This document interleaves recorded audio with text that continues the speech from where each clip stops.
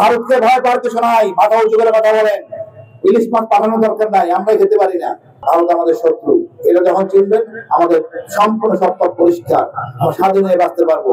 সুতরাং আমি বলবো আমরা দেশটাকে সুন্দর করে সংস্কার করি। এটা আমাদের কাঙ্ক্ষিত দেশ সোনার বাংলা, আমরা এটাকে সুন্দর করে গড়ে তুলতে চাই। আমার নিজের পয়সা দিয়ে আমরা চলি, কারো দামে আমরা চলি না। ভারতকে ভয় পাওয়ার কিছু নাই, মাথা উঁচু করে কথা বলেন।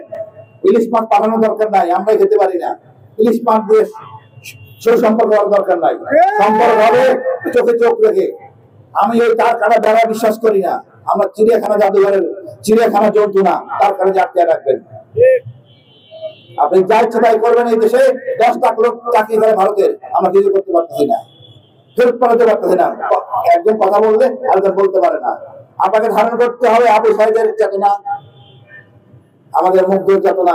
ভারত আমাদের শত্রু, এটা যখন চিনবেন আমাদের সম্পূর্ণ সৎপথ পরিষ্কার, আমরা স্বাধীন হয়ে বাঁচতে পারবো। এখানে মারা গেছে আমাদের ধর্মপ্রাণ হুজুররা। আর শেখ হাসিনা বলেছিল রক্ত মেখে শুয়েছিল। কতটা নির্লজ্জ শেখ হাসিনা হতে পারে! এটা ভুয়া একটা অশিক্ষিত জানবানেছি শাসক। আমাদের লজ্জা, আমরা আর দেখতে চাই না এরকম শাসক। দেশপ্রেম শাসক চাই, যে ফুটপাতে বলবে, সিংহাসনে বলবে, এমন লোক আমরা চাই। আমরা সেই লোককে খুঁজে বের করবো।